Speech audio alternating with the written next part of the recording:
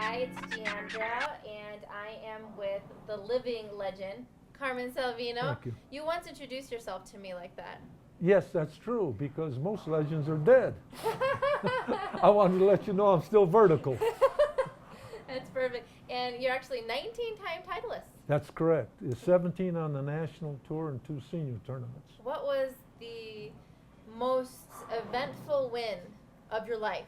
Well, people think about one individual tournament. I've never thought about individual tournaments. I've always thought in terms of longevity. Okay. I think that's more of an accomplishment than winning in any decade or in any one tournament.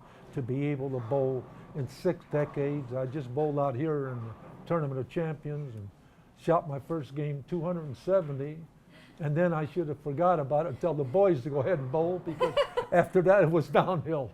270, your first game at the TOC, is pretty impressive. I don't care how you look at it. Yeah, well, I'm 78 years old, but I told my wife, as soon as I figure out these conditions, I'll be able to continue bowling through 70s. Now, how often do you bowl? I still practice. I like to practice because I don't look at bowling as throwing strikes. I've thrown enough strikes in my lifetime. I don't have to prove that. Yeah. But I like the science of the sport, the different bowling balls, the different oils on the lanes, the different conditions, how to move when the lanes break down.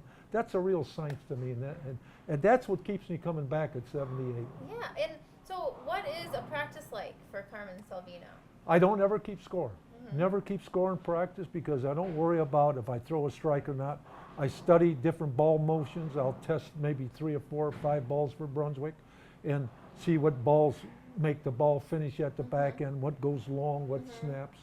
But it's something that I like to do because most great bowlers, strangely enough, are not good testers. Yeah, I'm sure. Because they're used to striking, and they'll make adjustments in their hand, and you really want a comparison, Right. not go for a strike to see what one ball does versus another. Yeah. So a lot of times I just throw the ball for comparison, and I can see the different balls, and then I know what to do with the chemistry. That's pretty amazing and very impressive. What year did you go out on tour? I started right at the beginning. I was one of the charter members. There was only 7 of us at the start, and then later on there was 32. I've been bowling since 1958. Who were the charter members?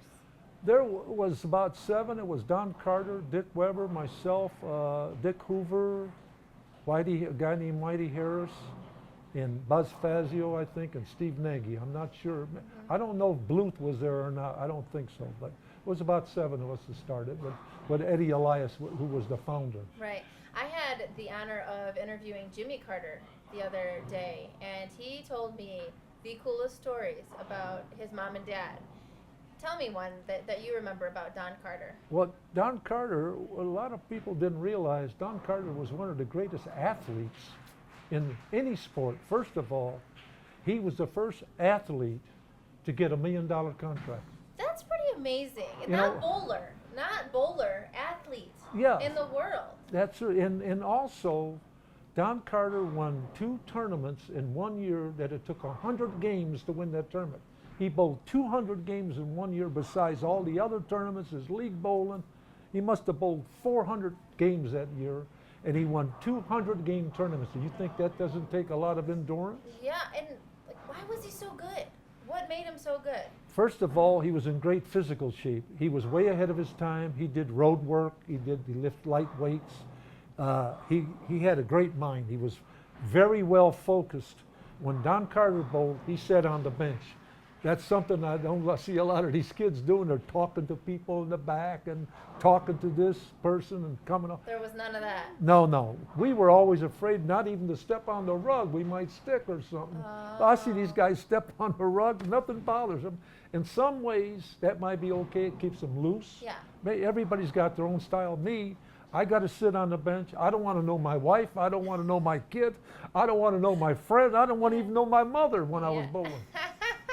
I It's just still want that to way. bowl. And it's still And that way. after, oh yeah, even at 78, Yeah. I tell my wife, when I go out on the tour, I said, I want to explain something to you. I love my daughter, I love my wife, but once I go out on the tour, you're out of my mind.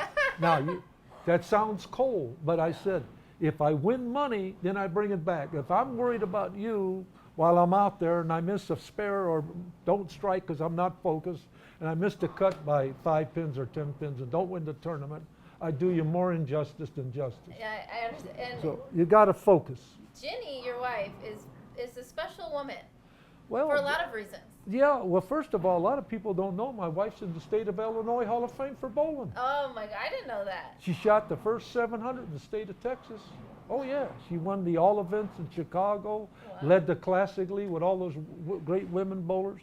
She beat me 3 times and I quit talking to her. I told her the next time you bowl with me, I'll be on 1 and 2. I want you on 39 and 40 where I can't even see you. I don't want to hear from you. You're blowing my image. How many years have you been married? 56. Oh my God, what's the secret? She's up for sainthood. That's what the Yes, secret she is. is. No, the secret to marriage in our situation, spoil each other. Oh. She spoils me. I've never packed a suitcase in 56 years. I've never unpacked it. Are you kidding? That woman What do you spoils. do for her? She can have the money. I don't care about the money. You So, buy her things. whatever she wants. She can buy anything she wants. So you know what? We spoil each other. I told her, don't you dare die before me. I'll kill you. Oh, that's so sweet. If she dies before me, What I'm are you gonna lost. do? Who's gonna pack your bags? I'm in trouble. I have to quit traveling. How many kids? Just one daughter and one granddaughter. Oh, that's Grandson, I meant one Okay. grandson. Cool. But my daughter's a very highly intelligent career woman. Mm-hmm. And she's got a master's degree, a bachelor's degree, I mean, all those degrees. And She gets they it wanted from you. well, I hope so. They wanted her to be a professor at Northwestern. She got all A's. They asked her to be, she says, Wow. no. She has her own company where she does consulting for McDonald's, all those Yeah. big corporations. That's amazing. Okay, so bring us back. You're one of the charter members of the PBA, and you're still competing in the PBA this many years later. What is the biggest difference that you see out there on the lanes with the bowlers, the equipment? I mean, you have seen the total progression of bowling. Well, first of all, the guys of today don't get enough credit. People talk about the bowling ball right away, but there's a plus and minus in everything in life, and there's a balance, there's a scale. When we had one ball, the rubber ball, you could bowl over the second arrow for all day long. The lanes didn't change. Now that they've got these reactive resin balls that suck the oil off the lane, now after one game, the guys are moving, they're moving. You have to be more scientific today, and you got to pick the right equipment. So years ago, you had the art of bowling. Today, you have more of the science of bowling. Now, the difference between some of the bowlers today that have a little bit of both, like Duke and Walter Ray, guys like that know how to move, and Petey Weber, Yep. they've got a little balance, but most of the guys rely on the bowling ball. And then sometimes I think that's their weakness. But if you take a little bit of the art and change your hand once in a while when you're close, and you don't have to make a major adjustment, you're better off doing that than trying to let the ball solve your problem. Yeah. So it's still a balance between two. You know, you make a really good point, because the bowling balls get a lot of credit these days. You know, the bowler, I can see how they don't get enough credit. No. You know, and they're the best in the world. See, we never had to change our game every 2 frames. You didn't have to The move. lane is changed. Like Right. I bowled out here, I shot 270. All of a sudden, I go to the next pair. I could Totally see the different. balls reacting different. By the time I got to the last game, I shoot 176 from 270 because I'm in another world. Now you come out the next squad, and you're in another world. It's just constant change. And these guys don't get enough respect for how computerized their mind is to make sure that they throw that there's 6 or 8, 10 balls to their option, but at the same time, they got to pick the right ball. Yep. That's a science within itself. And then they got to change it. And then we used to bowl more off the corner of the lane, and you develop a vision for that. These guys bowl off the corner, then they bowl off the 6th arrow, and their eyes are going. We used to look out of our right eye, they got to look out of their right eye, then all of a sudden they got to sight with their left eye. Yeah. They got to change their body position. I mean, I admire these young men. I really do, because I look at the science of the sport and I say, man, like a Sean Rash, and then the two-handed bowlers. Yeah, well, let's get to them. Tell us what you think about the Well, two-handed I bowlers. think the two-handed bowlers are great bowlers, but I don't think they're going to have the lifespan Yeah. of a one-handed bowler, because a one-handed bowler is bowling with more of gravity, Right. and it takes less stress off the shoulder and Yeah. the hand and the arm, where the two-handed bowlers, their shoulders are into it too much. Right. And as a result, their legs, they have to stop shorter and lift harder. So I think they're great.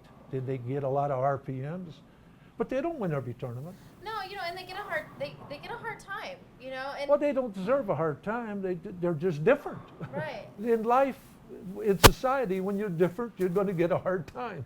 That's the way life is. And that's a really good point that a lot of people don't understand, because a lot of times people see something that is not normal, and To them, it's not normal. right, and they want to say that it's not fair, Yeah. and that it should be illegal, No, and no, it's no.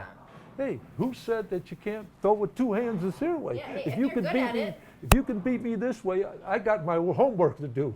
I ain't worried about what you're doing. maybe we should all try some perfecting the granny shot. What's the granny That's shot? next. I'm a little No, extra. you just showed me. Oh yeah, that's Yeah, the that's granny, the granny shot. That might be the grandpa shot. Maybe I'm missing something. I got to start throwing like this at 78. Yeah.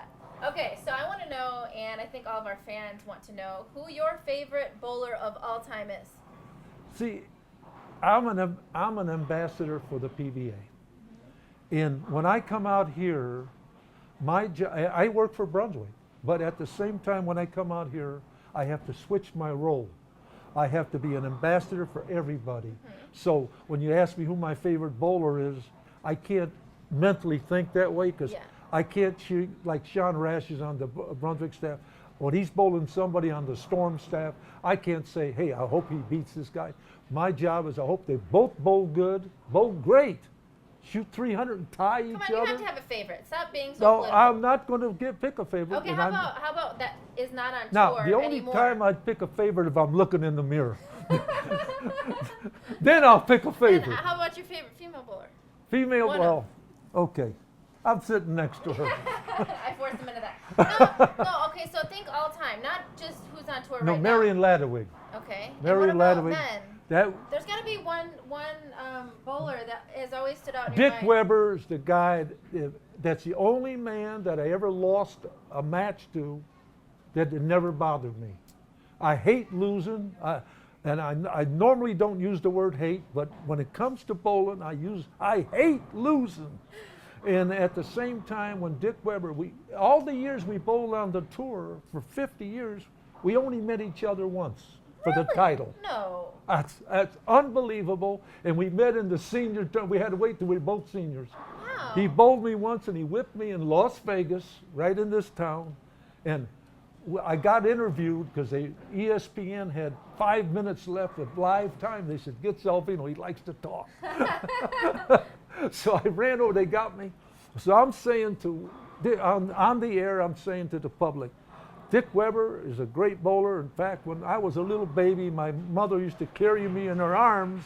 I don't want to say he's old, but she carried, and I used to watch him bowl. And I was giving him a little fun, and I said, really, this guy is a great bowler. And a little tear came out of his eye because I was talking how great he was, and we had so much respect for each other. And I turned around, I said, take that tear out of your eye. I should be crying, I lost. And then Weber got an interview, and he said, yeah, I don't want to say Salvino's old, but I listened to him bowl on radio. So we had that little, from that day on, we had that little fun. Banter, yeah, that's really fun. So you're in such great shape. For 78 years old. 78. There's a 78. difference between, it don't go in increments after a while. 78, and you can do some knuckle push-ups. I can do, no, actually not knuckle. That's a lot easier than what I do. Oh. I do them on my wrist, this way. No. Yeah, I do push-ups on my wrist. Yeah, to this day. Feel that? Let me see it. Wow. I do push-ups on my wrist, like this. And the reason why, so that at 78, see how I can bend my wrist? Yeah. Most guys can't even close their hand at 50.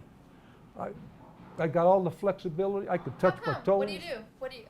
How do you work out? I do weights. I do weights over a table with a 20-pound weight and roll my wrist. I do that, then I do 20-pound weights out here. This How often? every other day, sometimes every day. Yeah, I work out. I love you working do. out. I work out in my home. Now, I don't use heavy weights because I'm not going for the Olympics. I just want to be toned.